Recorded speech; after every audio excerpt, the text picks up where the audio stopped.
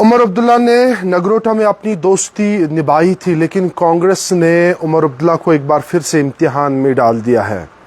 आपको याद दिलाए कि अब बाईपोल्स 2 कंस्टिट्यूंसीज में होने वाले हैं, बडगाम और नगरोटा में। और उमर अब्दुल्ला सरकार ने पहले ही कहा था कि नगरोटा में हम कांग्रेस जो अलायंस पार्टनर हैं उनको मौका देंगे और वो वहाँ पे जो है इलेक्शन लड़ेंगे और नेशनल कॉन्फ्रेंस कांग्रेस को वहाँ पे सपोर्ट करेगी। लेकिन कांग्रेस ने उमर अब्दुल्ला को एक बार फिर से इम्तिहान में डाल दिया है और उमर अब्दुल्ला ने भरपूर तरीके से अपनी दोस्ती निभाई थी। याद दिलाया आपको कि जब देवेंद्र रैना की मौत हुई थी और उसके बाद उमर अब्दुल्ला ने कहा था अगर इस फैमिली में से कोई भी इलेक्शन में आएगा हम उस इलेक्शन में हिस्सा नहीं लेंगे, यानी कि हम खुली छूट देंगे ताकि देवेंद्र रैना की फैमिली में से कोई एमएलए बन पाए और उनको वो रिप्रेजेंट कर पाए। लेकिन उमर अब्दुल्ला ने वही वैसा ही किया था। उमर अब्दुल्ला ने जो है कांग्रेस को कहा था कि आप इसमें हिस्सा लीजिए, हम आपको मदद करेंगे। लेकिन कांग्रेस ने हाई कमांड से बात करके कहा कि हम इसमें अपने अलायंस पार्टनर यानी कि नेशनल कॉन्फ्रेंस को सपोर्ट करेंगे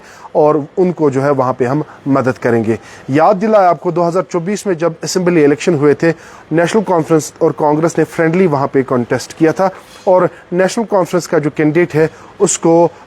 वो दूसरे नंबर पे वहाँ पे लीड कर, यानी कि उसको 17,000 वोट्स पड़े थे और देवेंद्र रैना ने वहाँ पे जीत हासिल की थी और दूसरे नंबर पे नेशनल कॉन्फ्रेंस का कैंडिडेट था। आपको याद दिलाए जब हम माजी की बात करते तो नेशनल कॉन्फ्रेंस की ये पक्की सीट हुआ करती थी, यानी कि नेशनल कॉन्फ्रेंस का एक बहुत अच्छा वोट बैंक नगरोटा में देखा गया है क्योंकि देवेंद्र रैना नेशनल कॉन्फ्रेंस के साथ काफ़ी अरसे से वाबस्ता थे और आखिर में उन्होंने जो है भाजपा का हाथ थामा था और पहले इलेक्शन में वो हिस्सा ले रहे थे और बड़ी बहुमत से उन्होंने जीत हासिल की थी। लेकिन अब कांग्रेस उनके जो है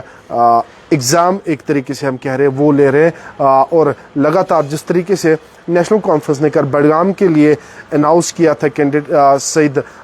जो उन्होंने एक अपना कैंडिडेट जो है वो अनाउंस किया और उसके साथ साथ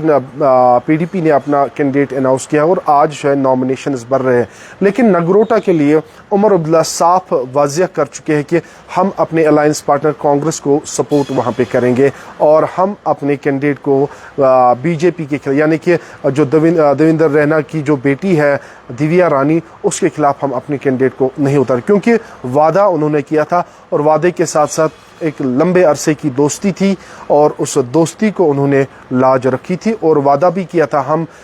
देवेंद्र रैना की फैमिली में से अगर कोई इलेक्शन में आएगा उनके साथ हम मुकाबला नहीं करेंगे। लेकिन कांग्रेस को उन्हें खुली छूट दी थी, लेकिन कांग्रेस ने आज उनकी इम्तिहान ली है। कांग्रेस ने कहा कि हम नेशनल कॉन्फ्रेंस को सपोर्ट करेंगे और नेशनल कॉन्फ्रेंस अपने कैंडिडेट को अनाउंस करे और उसके बाद हम उनको वहाँ पे मदद करेंगे। अब देखने वाली बात यह है कि क्या उमर अब्दुल्ला यहाँ पे अपनी दोस्ती को बढ़ावा देगी या दोस्ती को जो है अपने जो अलायंस पार्टनर काफ़ी अरसे से थे जो उनके साथ हुआ करते थे देवेंद्र रैना, उनकी बेटी अब मैदान में है, क्या उनको वो सपोर्ट करेंगे या अपने कैंडिडेट को वो अनाउंस करेंगे, ये आगे आने वाला वक्त ही बताएगा। अब कुछ ही घंटे हम समझ लेंगे कि वहाँ नगरोटा के लिए शायद नेशनल कॉन्फ्रेंस जो है अपनी दोस्ती को साइड में रख के अपने कैंडिडेट को अनाउंस करेगी। लेकिन दूसरी बात, काफ़ी अरसे से दोस्ती थी, दोस्ती तो निभा ही दी थी उमर अब्दुल्ला ने। अब देखने वाली बात यह है कि